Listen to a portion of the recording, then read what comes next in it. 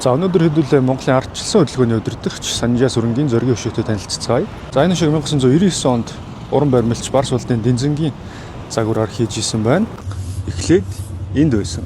Дараа нь энд ирсэн. Одоо харин энд ирсэн. Аян 3 нэгтэй бох шинэ баримлаас лав 2% хийгээд нэг нь нутагтаа аваачсан, нэг нь Улаанбаатарт хот чимэглэлийн маягаар үлдээсэн байт юм билээ. За намайг Бацхгүй Маргад Эрдэнэ гэдэг дарах гэдэг ер нь урлаач мэргэжилтэй юм хүн байгаамаа. За би ер нь жижигхэн бахасаа нэг тийм хайчлбэр энэ төргээл нэг дүрслэхийн нэг дуулангууд гэдэг чинь хүүхдүүдэд тийм зүг чийг нь гаргаж өгдөг тийм юмд багасаа явдаг байсан. Тэгэл яхав амьдрал ирэхээр тэр чинь амьдрал ч байх вэ ингээд хүүхд ингээд өөрчлөгдөөл янз янз юм сонирхдаг болвол явсаар байгаа. Сүүлдээ нэг архитекторын турлах мөрөдөлтөй болчихгүй юу? Яг юу төгсөхдөө 10 жилээ төгсөхдөө. Тэгээд энэ шинжлэх ухааны технологийн сургуулийн барилгын инженерийн ангид орж нэг 4 жил 5 жил сурлаа да. Тэгээд нэг жоох ажил хийж үзээд нэг л болж өгөхгүй нэг тийм санаасаа л нэг болдгоо шүү дээ. Ажилдаа жоохон ингээл түүхтэйл тиймэрхүү байжгаад яахгүй юу. Болцсон. Тэгээд ер нь салбараа тэр чигээр нөрхөөд тэгээ нэг хэсэг ингэж явж байгаад цаасан урлал хийж үзээд тэгээд одоо нэг косплей энтер гэж хүүхдүүд хөөрх юм хийдэг шүү дээ.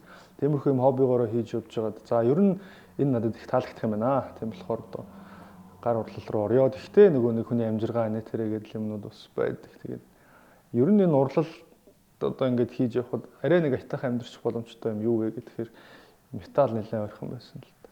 Тэгээд ер нь манай өвөө дархан байсан гэл тэгдэг. Би яг өвөөгөө мэдэхгүй л дээ.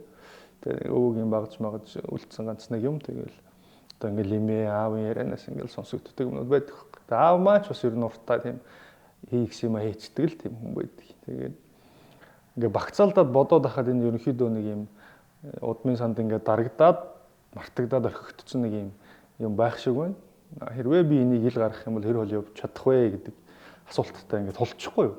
Тэгээд ерөнхийдөө оролдож үтсэн гэсэн үг. Тэгээд нэг үн тэдлийн үйлдвэрт нэг дамжлагын ажилтаа энэ тэгээд энэ хас хоёул гэдэг үйлдвэр байдаг шүү дээ. Тэнд хийж байгаад нэг 2 жил орчим. Тэгээд ерөнхийдөө ингээ урлан сургалт тэгээд явсараа хамгийн сүүлдээ өндөрлөх хөрлөгийн академи уран дарахны ангид ороод суралцаад тэгээд яг одоо бакалаврын зэрэгтэй гэж хэлдэгтэй.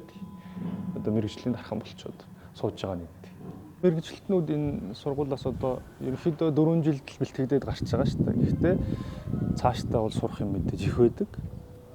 Тэгээд гараад ерөнхийдөө за зураач хүн ч юм уу, урлаач хүн эсвэл баримлч энэ салбарын мэргэжилтэн нийгэмдээ үйлчлэх нэг тийм одоо яаж үйлчлдэг вэ гэхээр үндсэндээ одоо тэр соён гэгэрүүлэх гэдэг л үг хэлээд байгаа шүү дээ. Тэр өөрөө соён гэгэрүүлэх гэдэг чинь үндсэн санаа нь юу гэх юм соёлыг бий болгох те энэ цаг үеэ одоо баталгаажуулж үлдээх. Гэхдээ тэрийг уран сайхнаар их гоёор үлдээх хүнд одоо ингээд юу гэх юм бид нар энд байсан энэ цаг үед амьдарчилаа гэдэг тэр тамгыг дараад л орхих тийм ажлыг үндсэндээ хийдэг гэж би бол ойлгодог юм. Би ч бүр энэ дүрслэгт орхосоо өмнө ингээл барилга хөшөө ингээл хараад явдаг гэсэн байхгүй уг нь.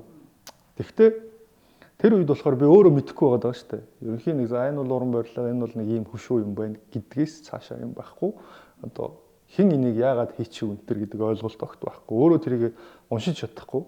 Яг хүн тайлбарлахаар тэр чинь мэдлэг хөрөхгүй гэдгээс эхлээл асуудалтай тулгарна. Тэгээд яг энэ орчинд би тэгэхэд орж ирээгүй байсан болохоор нөгөө надад хүрээлэл байхгүй, хинээс асуухаа мэдэхгүй өнтер. Яг нэг Google-д нь үзтээ. Тэгэхээр тааруухан нэг богинохон мэдээлэлүүд гарч ирдэг шүү дээ. Тэрнээс хэтрэхгүй байсан.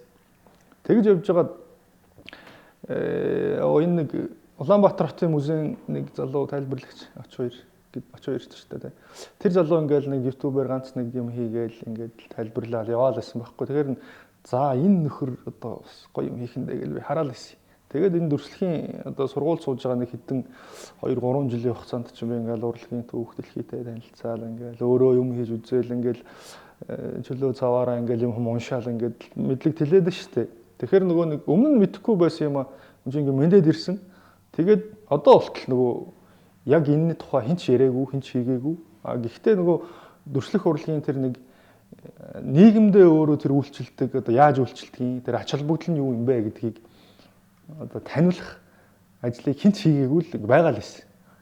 Тэгэхээр за хинч хийхгүй бол би л хий даа гээл тэгэл эхэлсэн тэр. Тэгээд яг одоо Хөшөө дурсгал гэдэг нэг барьж авах юм нь өөрөө ил харагдах юм л тэр шүү дээ. Тэрнээс бид нэр түүхийн ном ч юм уу энэ том одоо диссертацентаар уншаад номын сан цуух юм бол бүр л их юм мэдэж авч болно. Гэхдээ яг нөгөө одоо юу гэдгийг нийтийн эзэмшлийн талбай хотын гудамжинд ил байгаа юмнуудаас эхлээд хүмүүс нөгөө дөрвөлх хурлын ач холбогдол за энэ ингээд байснараа одоо нэгт ямар хэрэгтэй байх юм те хүн нэг яаж ойлгвол зөв болох юм гэдэг үндсэн тэр анхны ойлголтыг одоо зөвөр өгөх хэрэгтэй санагддаг байхгүй юу.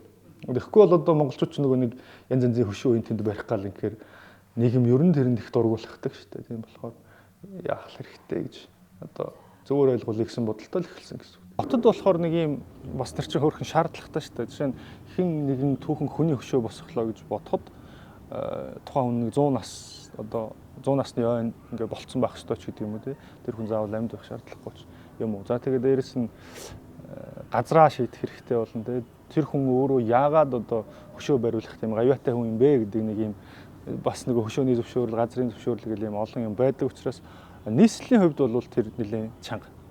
Тэгэхээр дуртай хүн болгон тэр өөрийнхөө хийсэн баримлыг Улаанбаатарын гудамжинд тавиадах боломжгүй гэсэн. Тэгэхээр энэ бол бас ч гэж харьцангуй хатуу нэг журамтай учраас Улаанбаатарт арай нэг одоо арай ч гэлтгүүлтэй ер нь сайн ажлууд нь бол хотод байгаа гэсэн. За тэгэл одоо орон нутгаар аймагуудаар ч юм уу сумуудаар бол ингээд л сонин харахад яхаа эвгүй юмуд гарч ирээд шүү дээ. Тэр хоёрын ялгаа бол их л дээ. Хот өдөөгийн л гих үдээ. Тэгэхээр ер нь Улаанбаатарт нэг 19 онд бол 170 хэдэн хөшөө байна гэдэг тийм судалгаа байсан. Тэгээд энэ жил юунаас хайж үзсэн чинь 300 орчим болцсон байна л. Тэгэхээр яг хотын зүүн хэсэгт бол ингээд нэг баталист гэж ярьдаг да. Нэг тийм одоо даймантай юу гэдгийг даймбайлтантай холбоотой тэр Баатар гавьяа гэл тийм. Тиймэрхүү хүмүүсийн хөшөө ихэнх нь байдаг гэдэг юм байлаа. Тэгэл яг би бол одоохондоо ингээд 60 хэдэн одоо баримлын тайлбар хийгээд байхад одоо болтол хотын төвөөс гарч амжаагүй л байгаа даа. Тэгэхээр ер нь бол цөөхөн биш. Гэхдээ нэмэгдээд ах шиг байна бас.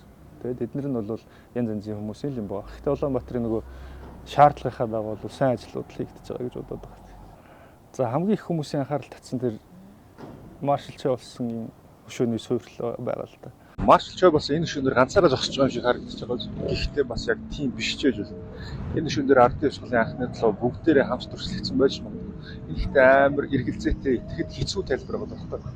Яг энэ тайлбарыг хийх надаас нэлээд зориг шаардсан. Гэхдээ ямар ч нэг хүмүүс мэддэг байгаашаа мэдчихэе гэж бодсоо ярьж байгаа. Яагаад долуулаа хамт байгаа гэж хэлж байгаа гэхээр хөшөөний суурийг тойроод харахаар 6 хайрцагны булан харагдаж байгаа. 6 тэгээд 7.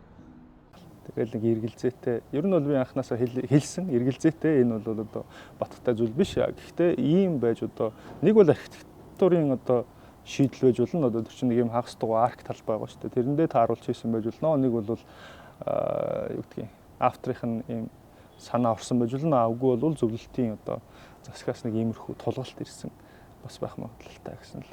Тэгээ янз янзын л түүхүүд байдаг. Тэрийг уншаад л байх хэрэгтэй. Аль нь үнэн болохыг бас магадлах шүү дээ. За сүүлийн хэсэг хугацаанд би одоо энэ каллиграфийн их мастер Тогоотын Жамин Сүрэн гэж миний багш байдаг. Тэр хүнтэй нэлээд ойрхон ажилтгийг. Тэгээд ер нь типограф одоо Монголын өсгий урлагийн энэ тал дээр бол бас нэг санаа зовж эхлээд байна л да. Тэгээд яг Монгол уламжлалт дарахны энэ арга техник тэгээд өсгий урлагтаас холбогдох боломжтой ер нь бол боломж байгаа харагддаг болохоор энэ тал дээр ойрын нэг хэдэн жилийн хугацаанд бол ажиллах төлөвлөгөөтэй байна. Бид нар ч одоо ингээд нэг Монголын төр одоо нэг төрт улс байх хугацаанд 15 янзын бичиг үсэг сонгож ашиглаж исэн гэдэг нэг тийм юм байна л та. Ингээл одоо бидний мэддэг одоо сүүлийн кирилл байна, уйгар тэр дөрвөлжин өвхөөс юу гэдэг вэ ингээл зөндөө юм байгаа байхгүй. Тэгээд тэр болгоны нэг фонтууд гэж юм байгаа шүү дээ. Тэд нар одоо Монгол үгэнд зориулсан кирилл үсгийн фонт гэдэг нэг тийм юм яригадаад байгаа байхгүй.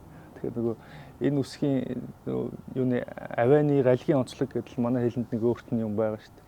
Тэрийг ингээд бичгийн хэлбэрт маш гоё харагдуулах хэрэгтэй гэсэн үг байна. Яг зүгээр ингээд уншихад бол болно л доо. Гэхдээ нөгөө график талаас нь л ажиллана гэсэн үг. Энийг үг байна гэж харахгүйгээр энэ зураг байна гэж хараад зураг нь гоё байх хэрэгтэй тий.